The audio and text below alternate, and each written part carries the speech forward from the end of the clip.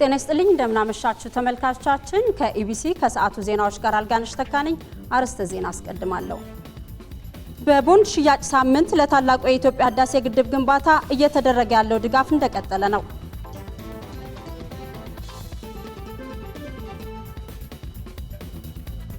ወደ መካከለኛው ምስራቅ ሊሄዱ የነበሩ ኢትዮጵያውያን ስደተኞች ወደ ሀገራቸው ተመለሱ። በሺዎች የሚቆጠሩ ተማሪዎች አሜሪካን ጨምሮ በ800 ከተሞች በጦር መሳሪያ የሚደርስ ጥቃት እንዲቆም የሚጠይቅ ሰላማዊ ሰልፍ አካሄዱ።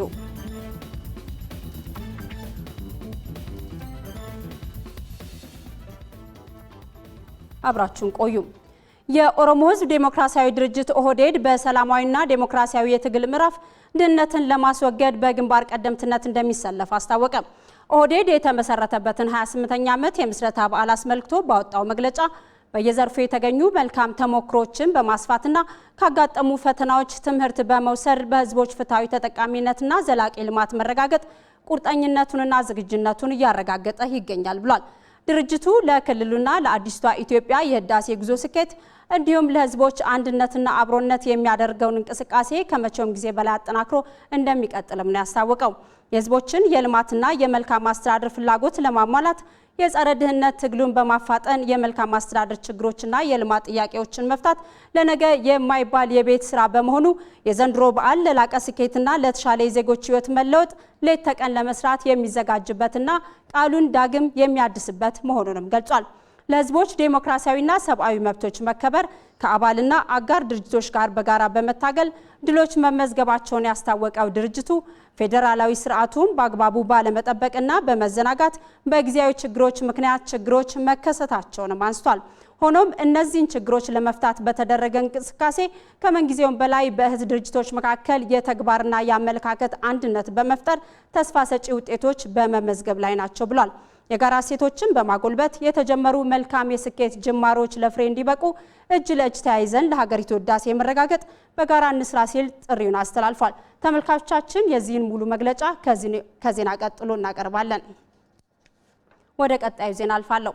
በቦንድ ሽያጭ ሳምንት ለታላቁ የኢትዮጵያ ህዳሴ ግድብ ግንባታ እየተደረገ ያለው ድጋፍ እንደቀጠለ ነው።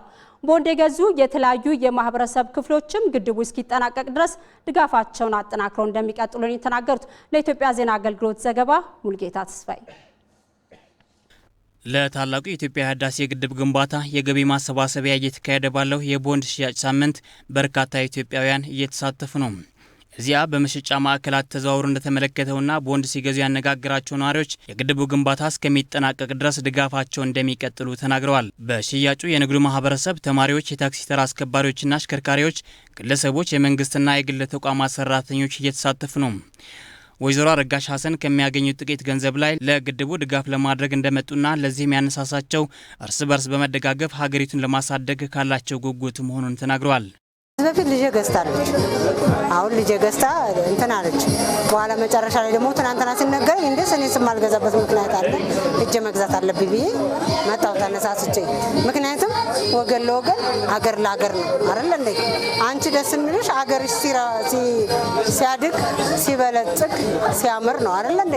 ሁሌ ወዴታችሁ ርቅ እንሆናለን አንሆንም። ስለዚህ እርገትን ነው የምንመኘው። ከጉለሌ ክፍለ ከተማ ኢየሩሳሌም የመጀመሪያ ደረጃ ትምህርት ቤት ለግድቡ ድጋፍ ሊያደርጉ ከመጡት ተማሪዎች መካከል ተማሪ ምህረት ያዕቆብና ዮሐንስ ተመቸው ድጋፋቸውን እንደሚያጠናክሩ ገልጸዋል። እኔ ለሀገሬ ብዙ አስተዋጽኦ ማድረግ እፈልጋለሁ። አንደኛ ነገር ሀገሬ መርዳት እፈልጋለሁ። እናም ለዚህ ነው የአባይ ግድብ ቦንድ ልገዛ የመጣሁት። ግድቡ በሀገሬ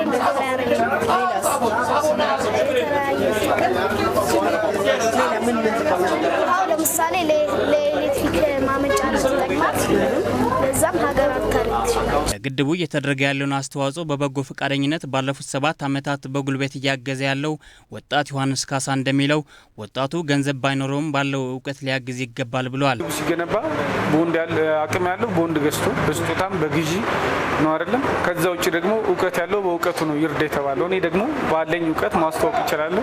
እያስተዋወቅ ንቅናቄው በደንብ እንዲታወጣፍ እየሰራው ነው ማለት ነው። አባይ ተገድቦ ሲያልቅ ማየት የዘመናት ጉጉቱ በመሆኑ ድጋፉን አሁንም አጠናክሮ እንደሚቀጥል የተናገረው ደግሞ ወጣት ያሬድ ሰሙ ነው። እኔ ልጅ ሆኜ እዚህ ደረጃ እስከደርስ ድረስ ስለ አባይ ስዘምር ነው ያደግኩት። አሁን ግን ስለ አባይ መዘመር ሳይሆን አባይ ኃይል አመንጭቶ በመብራት ኃይል በኢኮኖሚካል ባለው ኢምፓክት ጭምር ስንለወጥ ማየትን እየጓጓሁ ነው ማለት ነው የራሴን አስተዋጽኦ ማደርገው።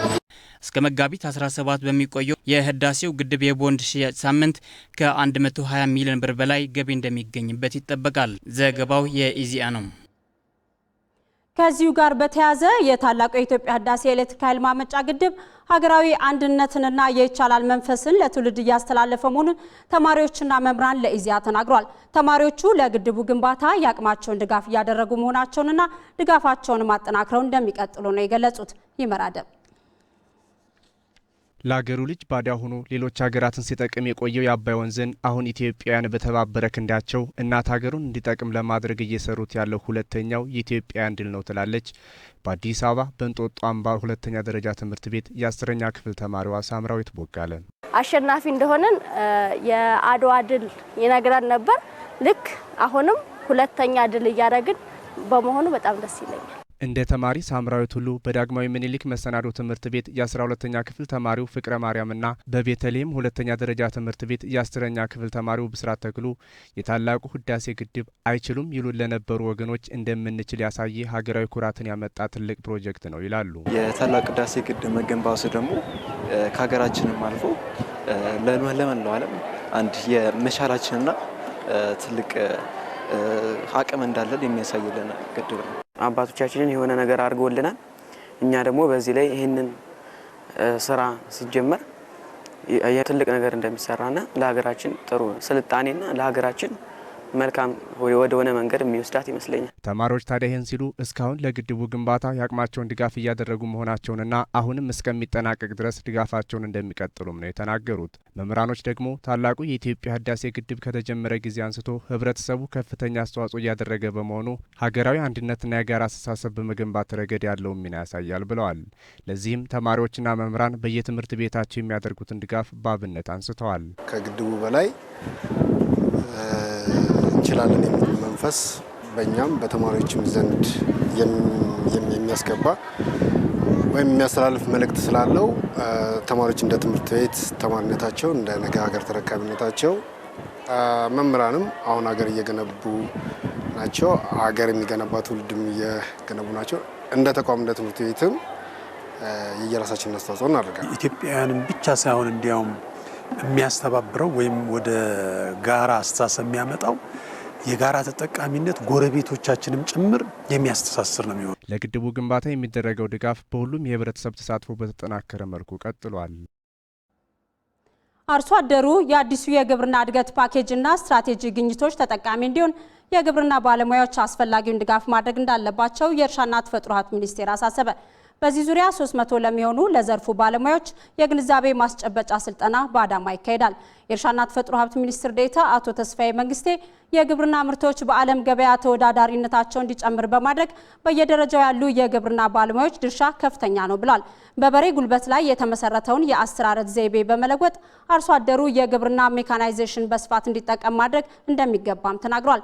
በአዲሱ የግብርና አሰራር ፓኬጅና ስትራቴጂ የአርሶ አደሩን የሜካናይዜሽን መሳሪያ አጠቃቀም በእርሻ 60 በመቶ በአጨዳ ደግሞ 50 በመቶ ለማድረስ እንዲሁም ከዘርፉ 4.5 ቢሊዮን ዶላር ለማግኘት ታቅዷል። በሀገሪቱ በግንባታ ላይ ያሉ የአግሮ ኢንዱስትሪ ፓርኮች ከ80 ሚሊዮን ኩንታል በላይ ጥሬ ዕቃ የሚፈልጉ በመሆኑም ለዚህ ምላሽ የሚሰጥ ግብርና መገንባት ይገባልም ተብሏል። የኢትዮጵያ ዜና አገልግሎት እንደዘገበው ፓኬጁ ከ2007 ዓ.ም ወዲህ በምርምር የመጡ የቴክኖሎጂ ግኝቶችን የያዘ ነው።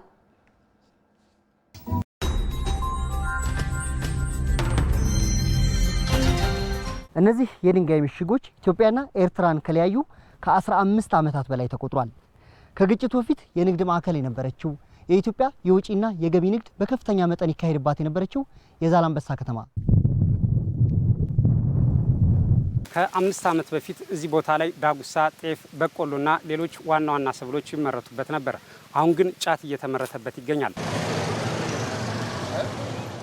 ሁሉም ባይባሉ አንዳንድ የሞተር ብስክሌት አሽከርካሪዎች ሕግና ደንብን ሲተላለፉ ይስተዋላል። ለአብነት እንዲህ አይነት የራስ ቅል ግጭት መከላከያ ሳያደርጉ የሚያሽከረክሩ አሽከርካሪዎች ቁጥር ቀላል የሚባል አይደለም። ወደ መካከለኛው ምስራቅ ሊሄዱ የነበሩ ኢትዮጵያውያን ስደተኞች ከፑንትላንድ ወደ ሀገራቸው ተመለሱ። በቀጣይም ስደተኞችን ከተለያዩ ሀገራት የማስመለስ ስራው ተጠናክሮ ይቀጥላል ተብሏል። አባዲዮ ይናይ በህገወጥ መንገድ በስደት ወደ መካከለኛው ምስራቅ ሀገራት ለመድረስ አስበው ጉዞን የጀመሩት 86 ኢትዮጵያውያን ከፑንትላንድ ወደ ሀገራቸው ተመልሰዋል። እናም ኢትዮጵያውያኑ ወደ ሀገራቸው በመመለሳቸው ደስተኛ ሆነዋል። እኔ ኢትዮጵያን ሲደርስ በጣም ነው ደስ አለኝ፣ ደስታ ተሰማኝ። ኢትዮጵያ የሚመስል ሀገር ምንም የለም። በጣም ደስ ይለናል። ሀገራችን አይደለ እንዴ? ከሰው ሀገር ስኖረን የለ። ስደተኞቹ ታዲያ የነበራቸው ቆይታ እጅግ ፈታኝ እንደነበረ ነው የሚናገሩት። ሰው በጣም በአንዱ መኪና እስከ 200 ሰው ነው የሚጫነው። መቆም መቀመጫም የለም። እርስ በርስ እየተጋጨን ስንጣላ በቃ እንደገና መሳሪያም ድረስ ተኩሱብናል በመኪና ላይ ማለት ነው። እያለ የነበረው ሁኔታ ጉዳት የደረሰብን ሰውን በቃ እንደ ጭነት ነው እንደ እንጨት ነው የሚጭኑት ተላላዎች። ከዛ የሆነ መኪና ሲያልፍ እንኳን አላንደላ ቦታች ያቆረጠው ስደት ያልተረጋገጠን መረጃ ይዞ በስደት በህገወጥ መንገድ የመጓዝ አስከፊነት የሚናገሩት ተመላሾቹ ወጣቱ በሀገሩ እንዲሰራ ማሳስበዋል። ወጣቱ እንዳይወጣ ነው የምንፈልገው። ሁሉም ወጣት እንዳይወጣ በሀገሩ የፈለገው ስራውን ሰርቶ መኖር ነው የሚገባው። ወጣቱ በየቦታው እንደሚያልቅ ታውቃላችሁ አይደል? በስንት ነገር ግን ሀገር ውስጥ ቢሰራ የበለጠ ያገኛል። አንደገና መተባበር አገርህ ነው። ማንም አይደፍርም፣ ማንም አይነገርም። ነጻነት አለ። እንደ ሀገር የት ይገኛል? ለሀገሪቱ ያለበትን ቆሞ እዛ ባህር ላይ ከማለቁ ከሚያልቁት ሀገራቸው ላይ ሆኖ ለሀገሪቱ ለራሳቸውም ለሀገሪቱም እንዲሰሩ የውጭ ጉዳይ ሚኒስትር ቃል አቀባይ አቶ መለስ ዓለም በቀጣይም በሌሎች ሀገራት ያሉ ስደተኞች ወደ ሀገራቸው የማስመለሱን ስራ ተጠናክሮ ይቀጥላል ብለዋል። የውጭ ጉዳይ ሚኒስቴር ከተሰጠውና ስልጣንና ኃላፊነት አንደኛው በተለያዩ አካባቢዎች የሚገኙ ዜጎች ወደ ሀገራቸው ያለ እንግልት እንዲመለሱ ማስቻል ነው። በዚህም መሰረት ቀደም ሲል ከሊቢያ ብዙ ዜጎቻችን ለማምጣት ሞክረናል። ዛምቢያ በህገወጥ መንገድ ሄደው እስር ቤት ውስጥ የነበሩ ወደ 54 ወገኖቻችንን አምጥተናል። ይሄ የስራ ተጠናክሮ ይቀጥላል። በውጭ ጉዳይ ሚኒስቴር በኩል ዜጎችን ከእንግልት የመታደግ ስራው ወደፊትም የሚቀጥል ይሆናል።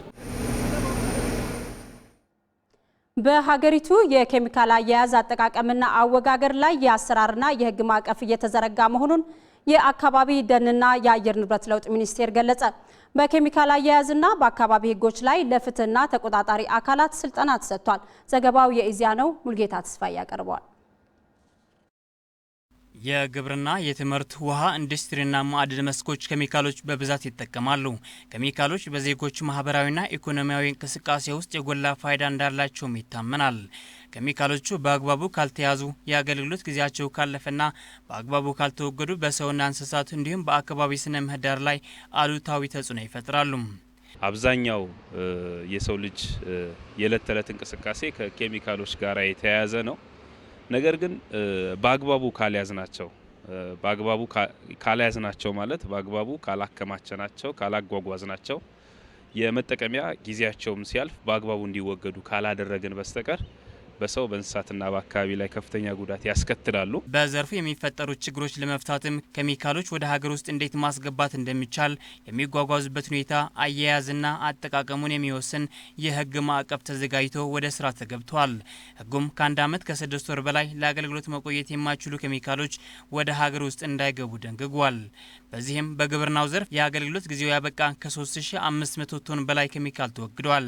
ከ1400 ቶን በላይ ደግሞ አደገኛ ኬሚካል የሚያስወግድ ቴክኖሎጂ ባለመኖሩ ማስወገድ አልተቻለም ነው የተባለው። ታላላቅ የኢንዱስትሪ ፓርኮችና ፕሮጀክቶች በስነ ምህዳር ላይ የሚያደርሱትን ተጽዕኖ ለመቀነስ ጥናት መደረጉን ተገልጿል። ከመተግበራቸው በፊት ማናቸውም የመንግስትም ሆኑ የግል ፕሮጀክቶች ከመተግበራቸው በፊት አካባቢ ላይ ሊያደርሱ የሚችሉት ተጽዕኖች ከሚኒስቴር መስሪያ ቤቱ ፍቃድ በወሰዱ አማካሪ ድርጅቶችና ባለሙያዎች ጥናቱ ተጠንቶ መቅረብ አለበት። ጥናቶቹ ተጠንቶ ከቀረቡ በኋላ በጥናቱ የተለዩት ተጽዕኖዎች የሚቀነሱበት ወይ ደግሞ የሚወገዱበትን መለየት እና የይሁንታ ፍቃድ መስጠት። የይሁንታ ፍቃድ ከተሰጠ በኋላ ወደ ትግበራ መግባት አለባቸው ፕሮጀክቶቹ። በአዲስ አበባ በአደገኛ ኬሚካሎች አያያዝ ላይ ክፍተት የነበራቸው 6 የቆዳ ፋብሪካዎች ተዘግተዋል። አሁን የተዘጋጀው የህግ ማዕቀፍም ሀገሪቱን የደረሰችበት ደረጃ ያገናዘበ ነው ተብሏል። ወደ 21 ዓመት ስራ ላይ ዋለ ፖሊሲ ነው ያለን። ለምሳሌ የአየር ንብረት ለውጥ ጉዳይ ከዛሬ 20 ዓመት በፊትና አሁን ያለው ትኩረት አንድ አይደለም። እንዲሁም እያሳደረ ያለው አሉታዊ ተጽዕኖ አንድ አይደለም። ስለዚህ እነዚህን ጉዳዮች በአግባቡ መፍትሄ ሰጥቶ ይበልጥ ተግባራዊ የሚደረግ የሚችልበትን አግባብ በዛ አግባብ መታየትና መቃኘት አለበት። ፖሊሲው በህዝብ ቁጥር መጨመርና የልማትና እድገት ሁኔታዎች ተከትሎ የአየር ንብረት ለውጥ እያሳደረ ያለውን ተጽዕኖ መቀልበስ የሚያስችሉ አቅጣጫዎች የያዘ ነው ተብሏል።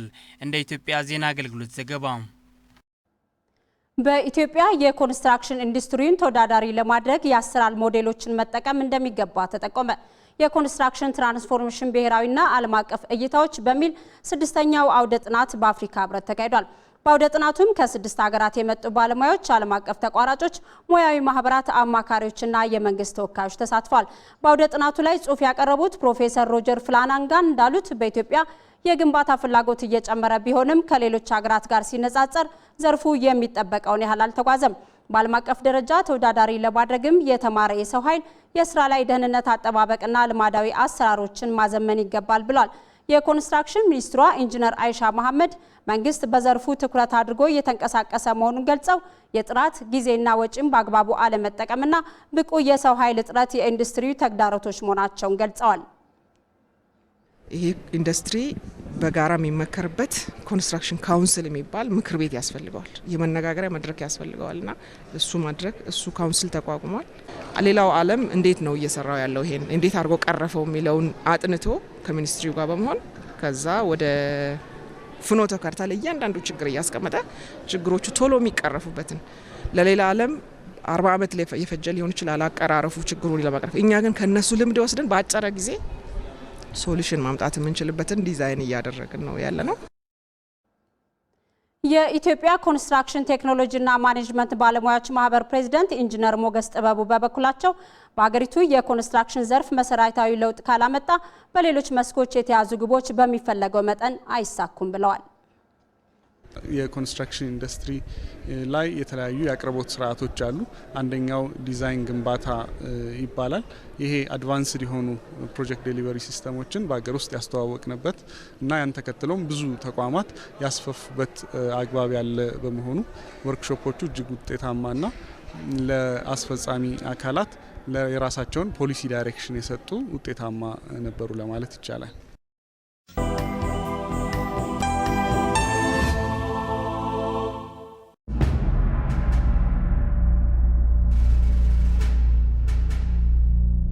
አየር ንብረት ለውጥ ተከስቷል። የሚከሰትበትም ዋና ምክንያት ደጋ ላይ በቅሎ የነበሩት ደጋ ስለማይኖር እየጠፉ ይሄዳሉ ማለት ነው።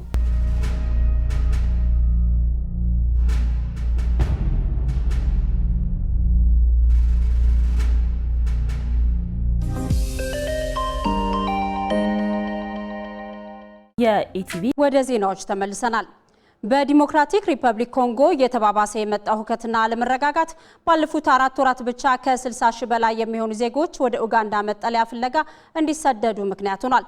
በርካታ ስደተኞችም ከቤተሰቦቻቸው የመለያየት አሳዛኝ ዕጣ ፈንታ እየገጠማቸው ነው። ለሲጂቲኤን ዘገባ ሜሮን በረዳ። በዲሞክራቲክ ሪፐብሊክ ኮንጎ እየተባባሰ የመጣው ሁከትና አለመረጋጋት በርካታ ዜጎችን አሁንም ለስደት እየዳረገ ነው። ባለፉት 4 ወራት ብቻ ከ60 ሺህ በላይ የሚሆኑ ዜጎች ወደ ኡጋንዳ መጠለያ ፍለጋም ተሰደዋል። ከነዚህ መካከልም